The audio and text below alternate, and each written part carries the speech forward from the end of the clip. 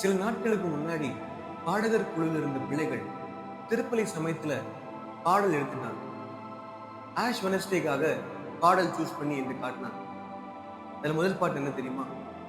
சுமை சுமந்து சோர்ந்திருப்போரே பாருங்கள், நம் ஆண்டவர் அழைக்கின்றார். சோகமான பாட்டு. நம்முடைய கத்தோலிக்க மக்களிடையே இந்த பரவலான மரங்கள் இருக்கு. என்ன தெரியுமா? தவக்காலமா. அது என்ன காலம்? அது சோகத்தின் காலம். சோகமா இருக்கணும். தவக்காலம் என்பது மனமாற்றத்தின் காலம். இந்த மனமாற்றத்தை பற்றி இந்த விவிலியம் நமக்கு என்ன சொல்லுகிறது? அதை நம்ம அலசி பார்க்க உங்களை அழைக்கிறேன்.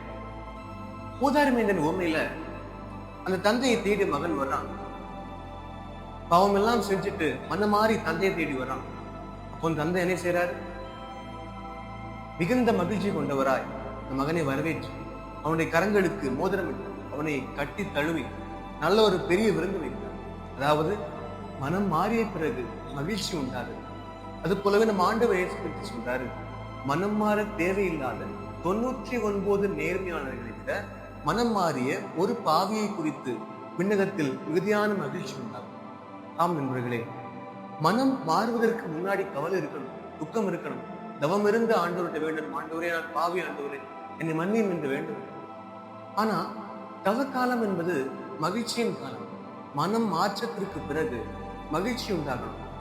தவக்காலத்திலே ஒரு நல்ல பாவ சங்கீதனம் எடுத்து அதன் பிறகு மகிழ்ச்சியோடு வாழ வேண்டும். அதுவே தவக்காலத்தின் நிறைவு. அதுவே தவக்காலத்தின் அர்த்தமும் கூட. ஆண்டவர் நம்மை ஆசீர்வதிக்கட்டும். ஆமென்.